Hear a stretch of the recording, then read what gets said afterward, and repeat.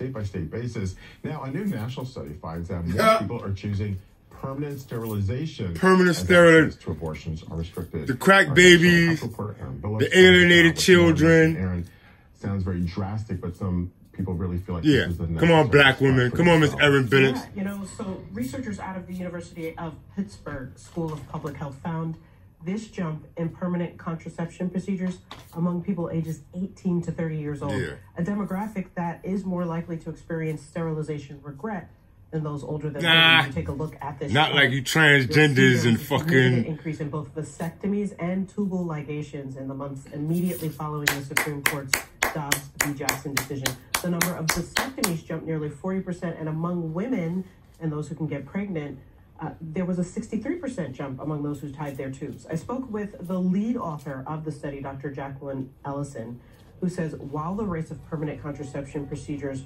were slowly rising before the Dobbs decision, they saw that jump when the decision happened, and then the number of people opting for the procedures remained high among women, though it sort of flattened among men who decided to get vasectomies.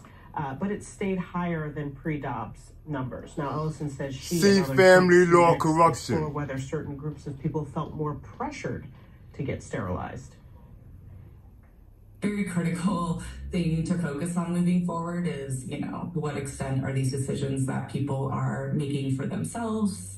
Is there any interference or bias on the side of the clinician? The fact that people may have undergone this permanent procedure in response to the ruling when they otherwise wouldn't have can be thought of in and of itself as sort of like a coercive policy. So tubal ligation family law related, typically covered by insurance. It was included in the Affordable Care Act's contraceptive mandate. While it's hit or miss whether insurers cover vasectomies, which private insurance companies are not required to cover, and this may be one of the reasons why there was a more significant jump in tubal ligations than vasectomies. So looking into the possibility of whether or not they felt pressured to take this route, were researchers able to really look into why young adults were making this decision, other reasons maybe? So with this study, they were just looking at census data. They don't want their children to go through parenting that they did in the future. But the reason why Dr. Ellison even decided to look into this is because she said she was hearing anecdotally, particularly from friends who lived in states where bans were being enacted, abortion bans. They were making this decision because they didn't want to accidentally get pregnant and then have to deal with the repercussions. So they felt accidentally a more sure step to take.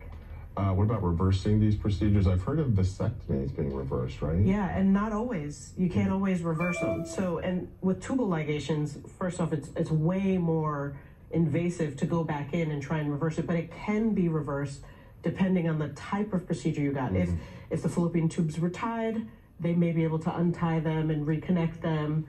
But if you had your fallopian tubes completely removed, that's really hard to come back from. So you really have to think long and hard when you make this decision. Yeah. Aaron, great to talk to you. Thank you. Thank you. They've already imported enough citizens. Don't need to birth no more. Last night in double overtime. Yes, sports. Of course, the more pervasive fucking sport.